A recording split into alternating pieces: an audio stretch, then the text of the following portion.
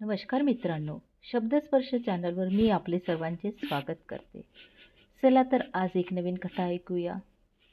पावसात भेटलेली अनोळखी मुलगी.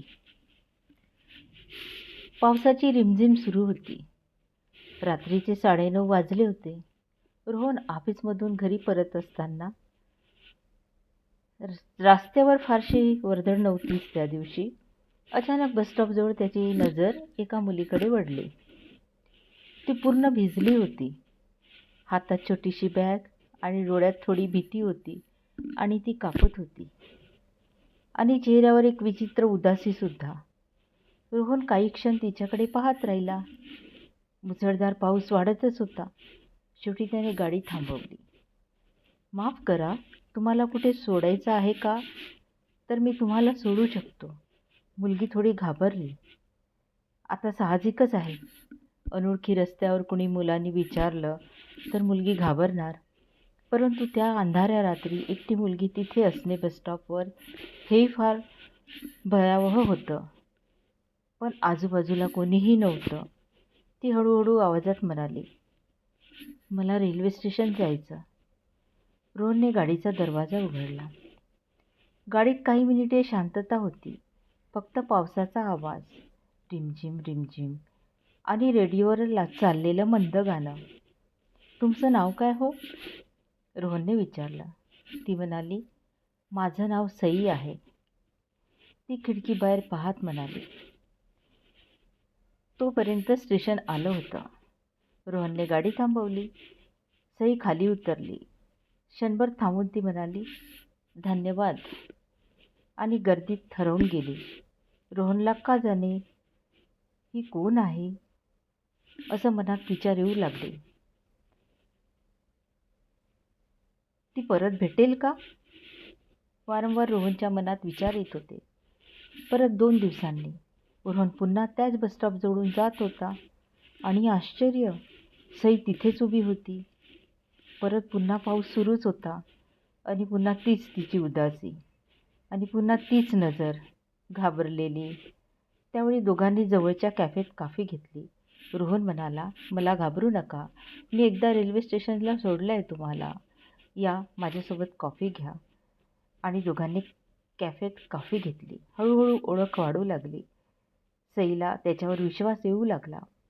भेटी वाढू लागल्या. रोहनला जाणवलं, म्हणजे त्याला असं फील होऊ लागलं की तो तिच्या प्रेमात तर पडत नाही आहे ना. पण सई नेहमी काहीतरी लपवत होती. तिच्या चेहऱ्यावर कायम एक वेदना असायची. एक दिवस रोहनने विचारलं, तुम्ही एवढी दुःखी का असता हो? सईच्या डोळ्यात पाणी आलं. कारण माझ्याकडे जास्त वेळ नाही, ती बोलली. रोहन दचकला अगदी. म्हणजे काय हो? सईने डॉक्टरांचा रिपोर्ट त्याच्या हातात ठेवला. तिला गंभीर हृदयविकार होता आणि तिच्याकडे फार कमी वेळ उरला होता.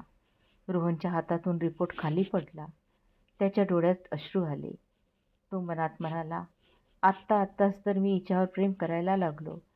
आत्ताच तर ही माझ्या आयुष्यात आली आणि ही सांगते की ही फार कमी दिवसाची आहे. म्हणून मी कोणाशी जवळीक ठेवत नव्हते. सई म्हणाली, मला कोणाला दुःख द्यायचं नव्हतं. रोहन तिच्याकडे पाहत राहिला. नंतर शांतपणे म्हणाला, जितका वेळ आहे तो आपण एकत्र जगूया. मी तुम्हाला सर्व फिरवतो, इकडे तिकडे घेऊन जाऊया. तुम्हाला बरं वाटेल. पुढचे काही महिने दोघांनी आयुष्यातले सर्वात सुंदर दिवस अनुभवले. समुद्रकिनारे, तर लांब प्रवास, पावसात भिजणं काय, तर रात्रीच्या गप्पा, हास्य, विनोद, कथा, कादंबऱ्या, काय काय नाही. रोहनने तिला खूप खुश करण्याचा प्रयत्न केला. एक दिवस ऑपरेशनची तारीख ठरली. डॉक्टरांची आशा कमी असल्याचं सांगितलं. ऑपरेशन थिएटरला दारात उभी असलेली सई रडत होती. जर मी परत आले नाही ना. रोहनने तिचा हात धरला. अगं, असं बोलू नकोस. तू परत येशील. कारण अजून आपली खूप स्वप्न बाकी आहेत. 6 तासानंतर ऑपरेशन थिएटरचा दरवाजा उघडला. रोहनचा श्वास रोखला गेला. डॉक्टर बाहेर आले होते आणि हसत म्हणाले, ऑपरेशन यशस्वी झालं बरं का रोहन? रोहनच्या डोळ्यातून आनंदाश्रू आले. पहिल्यांदा त्याला वाटलं, खरंच देव आहे. 1 वर्षानंतर त्याच पावसाळी दिवशी जिथे त्यांची पहिली भेट झाली होती, रोहन गुडघ्यावर बसला आणि हातात एक पुष्पगुच्छ आणि एक अंगठी होती त्याच्याजवळ. म्हणाला, त्या दिवशी तू अनोळखी होतीस, पण आज तू माझं संपूर्ण जग आहेस.